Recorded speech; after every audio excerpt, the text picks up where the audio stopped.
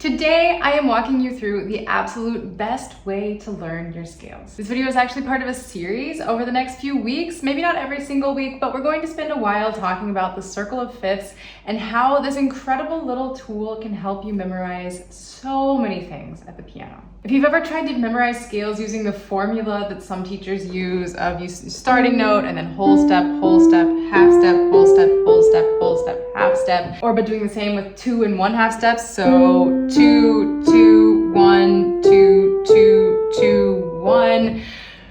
That is a valid way to understand what's going on with scales. Every single major scale does stick to that pattern. That's true. But it doesn't actually help you understand how scales are related to each other and realize that there are easier ways to memorize your scales than using this formula. The formula is valid. You don't have to throw the formula away. I'm just showing you a way around counting every single time you learn a new scale. Now, I want you to promise me something. I want you to promise that you're going to try this system and that you're going to stick to it for 12 weeks because we have 12 major and 12 minor scales. We're just doing the major this time around. And I know 12 weeks is a long time. It's roughly 3 months. It's a quarter of a year. But if you stick to this system and every single week you learn a new major scale and you work your way all the way around the circle of fifths, you're going to understand scales on a level that you never have before. And you're not going to have to think so much about how many sharps does this one have, or does it have flats? I mean, where are we? Because you're going to see how everything fits into context within this musical world of harmony. I have a PDF prepared for you. Make sure you download that. It's going to walk you through all of the fingerings, all of the very specific steps that you can,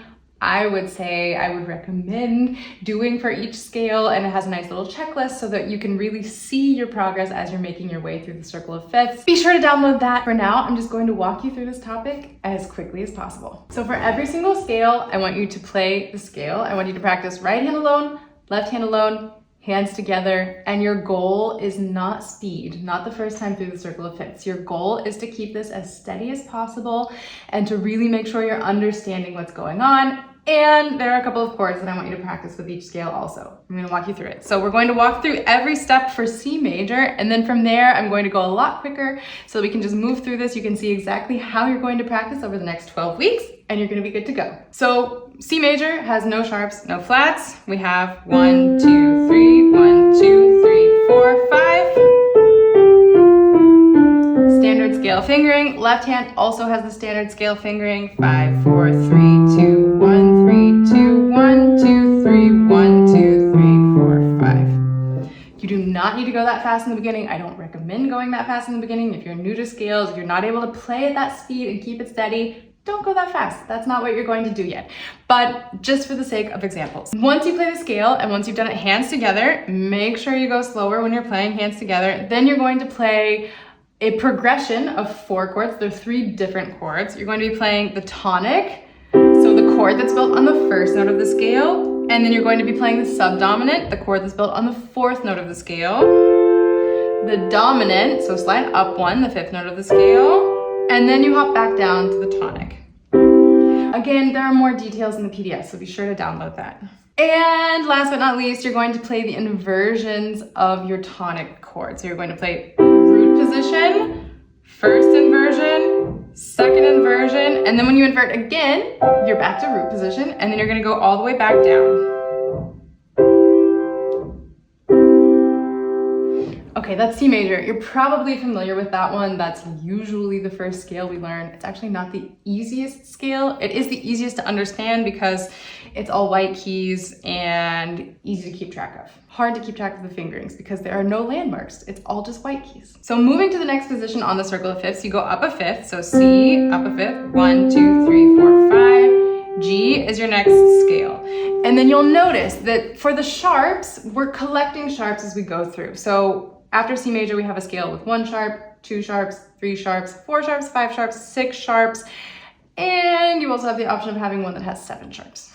But there's really good news. So once we collect a sharp, we keep it. It's not like you have to memorize different organizations of, okay, G major has F sharp, but D major has G sharp and C sharp. It's F sharp. We stick to F sharp and then we add the next one on top of that. So that's very friendly.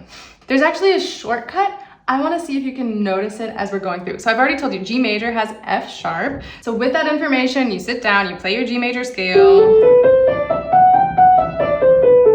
You do the left hand, you do your chords. Remember, the chords I want you to play are the tonic, so the chord built from the first note of the scale, and then the subdominant, the chord built on the fourth note of the scale. 1, 2, 3, 4. C is your fourth note. Hey, look at C major. We know this chord already. And then you slide everything over to the fifth note. And keep track of that sharp, because since we have a sharp in the scale, we need the sharp in our chords also if we're playing the notes that have sharps. So it's D major, D, F sharp, A, you go back to G major, and again, play all of the inversions. Again, refer to that PDF, it's going to walk you through everything you need. Then moving on to the next position in the circle of fifths, we go from G up another fifth, we're on D major, we have 2 sharps, we've already collected F sharp, so that one's easy to find, and then the other sharp, the new sharp, is C sharp. And again, pay attention, there's a pattern. I'm going to tell you on the next scale what the pattern is. We'll see if you can figure it out on your own. So we have D, E, F sharp, G, A, B, C sharp, D sharp. You play the left hand, you play hands together, you play your four chords. Really just 3 different chords. Tonic, subdominant, dominant, tonic. Good. Again, same song, next verse. From D, we go up a fifth. It doesn't matter where you are on the piano. You can play your scales in any octave, wherever it's comfortable. That's really the only thing that matters. So we're starting on A. We look at our key signature. We see that we have 3 sharps now. We've already collected F sharp. We've collected C sharp. And our new sharp is G sharp. So the trick is, there are actually 2 tricks. The easiest trick is the new sharp is always right next to your tonic. It's always a half step down from your starting note of the scale, or if you want to think of it differently, you play through the scale with the notes you've had, and then when you get to that 7th note, we need a sharp there, and that's where you pick up that 3rd sharp in A major. You play the chords, you play the inversions, then once you've mastered all of that, you move on to the next scale. So from A up a fifth is E. E major has 4 sharps. The new sharp is that half step down from the name. It's going to be D sharp. You're going to practice the scale, you're going to play the chords, you're going to play the inversion of the tonic chord, and you're good to go. Now, if you've been paying attention, you'll notice that the sharps are also related by an interval of a fifth. So F sharp was our first sharp, C sharp was the next sharp, that's up a fifth. From there, we collected G sharp, also up a fifth. From there, we collected D sharp, also up a fifth. So there are also, this is sort of like Russian nesting dolls. We have just fifths stacked on top of fifths, stacked on top of fifths. And once you start to notice these things, everything starts to make sense. It's just the light bulb comes on. It's like, oh, it's just, everything's just a fifth apart.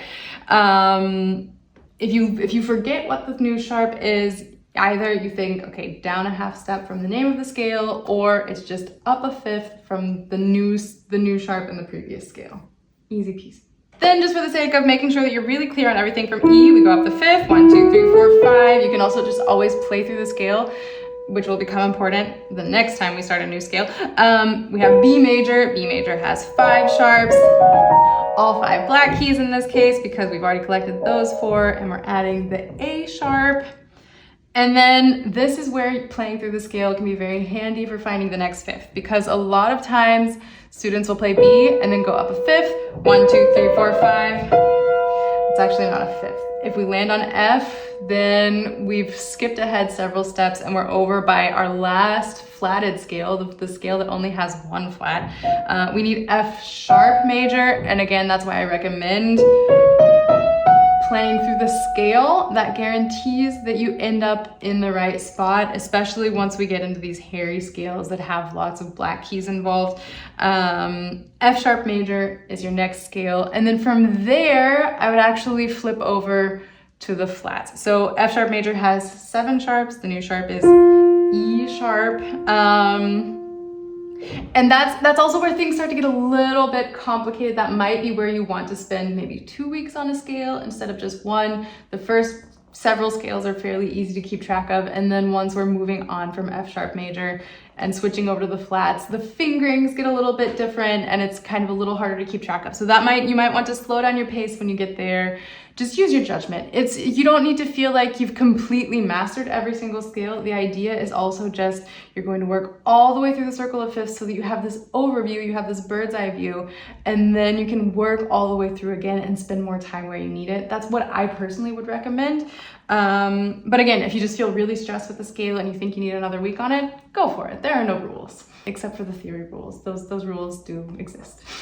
So at some point down the road, we'll do a more in-depth video on inharmonic tones and why from F sharp major we flip over to D flat major.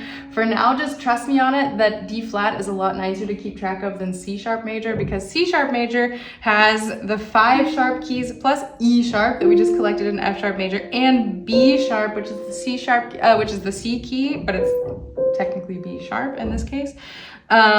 D flat major is easier to keep track of because it's just the 5 flats again. And so we're back down to D flat, E flat, F, G flat, A flat, B flat, C, D flat. And it's just a lot easier to keep track of.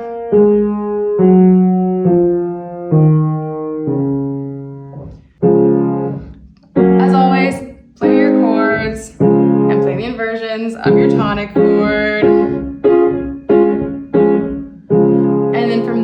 Moving on to our next scale. And the other way that you can find the next scale is always just play that tonic chord, and it's the top note of your tonic chord and root position. So A flat is your next scale.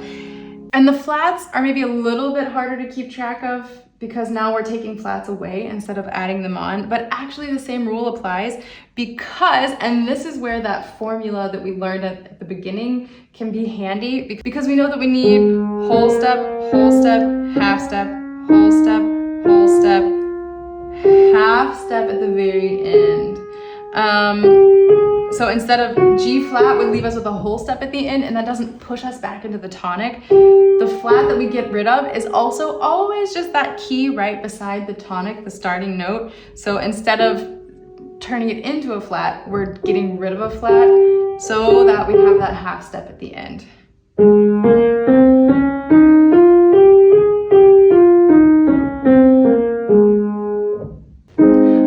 Let's zip right through this so that you can get through all of these scales and you see exactly how it works. So from A flat major, we go to E flat major. E flat major has 3 flats.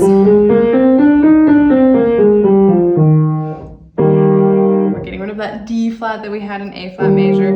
Then the top note of the chord is our next scale. So we're moving on to B flat major, 2 flats, only B flat and E flat now. Chords, play the inversions, then you're on to F major, only 1 flat left, which is that B major, that B flat. And there your left hand is actually back to our standard fingering that we had at the very beginning. And from there, we move back to C major, and you've made it all the way around the circle of fifths. So once you've made it all the way around once, then you could go back and go counterclockwise through the circle of fifths. If you do that, there are 2 things you need to keep in mind. First of all, now you're going to be going down by a fifth instead of up by a fifth. And instead of something changing in that next to last position of the scale, you're going to be changing the 4th note of the scale. So C major was all white keys. And then F major, we need to flat that 4th note. And the same applies every time. So if you go down a 5th, then everything was white except for the B flat. Now we're starting on B flat, and the flat that we need, the new one, 3, 4, is that 4th note, the E flat. And that applies in every single scale. It actually also applies once you get back to the sharps and you're changing the notes that you need there. So to give you an example, F sharp major is the 5 black keys plus E sharp. And then we're going down by a 5th. So then if we go to B major, which comes after F sharp major, if we're going counterclockwise, then we don't need this E sharp anymore. That would be the 4th note if we didn't change it, but we're going to change it. So we need E natural.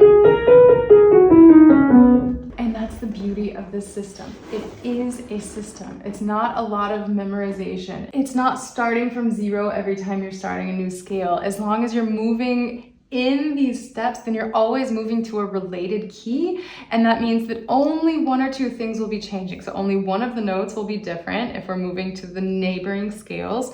And then it's just a matter of keeping track of the sharps or flats, depending on which key you're in, and then applying them to the chords. And once you get used to practicing in this way, you're going to realize that there is a system. I don't have to start from scratch every single time I learn a new scale. Because if you learn C major and then from there you go to B major, it feels very foreign. You think, I'm going to just the key that's right next to it. But all of a sudden you have 5 sharps, and where on earth did those 5 sharps come from? Well, you went all the way through this cycle, and that's where the 5 sharps came from. But we don't notice that if we don't learn our scales in a systematic way. And this is just the absolute best way to approach the skill, because you're not only learning the scales, but if you follow the steps that I've given you, you've actually learned every single major chord on the piano and all of the inversions, because you've played every single scale and you've played tonic, subdominant, dominant. You've played every scale actually 3 times, because all of them are going to pop up 3 times by the time you get around the circle of fifths. And you've memorized the inversions of each one. So it's kind of a wax on, wax off type of thing. You might not consciously absorb every single element as you're going through this process, but it's going to stick. Your fingers are going to know what's going on. Our brains are so incredible that when we learn these things, our fingers just know where to go a lot more intuitively. And because there is a system and you've understood the system, so even if you haven't memorized every single little micro step along the way, everything starts to make sense and the puzzle pieces start to fall into place, and it's a lot less like, what on earth is going on here? And now I see the picture. Now I see where things are headed. Now I have an image of what I'm looking for and how all of these things are related. And I think that's super cool, because I am all about working smarter, not harder, and really finding ways, because there are a lot of things that make sense, but we're not always necessarily taught them in a way that makes sense. And I think that's silly. That's why I'm here teaching you the way that I do, because I learned the hard way a lot of things, and I don't feel like you need to struggle. So if you're committed to learning all 12 major scales, there will be, again, several parts to this series. We're going to go through all of the minor scales and walk you through all of those things. And we're going to just kind of really systematically break down all of the things that the circle of fifths can show us. But let me know in the comments below. Tell me I'm in, and I'll be checking up on your scales progress. And as always, let me know if you have any follow-up questions, if you have suggestions for other tutorials. And until next time, happy practicing.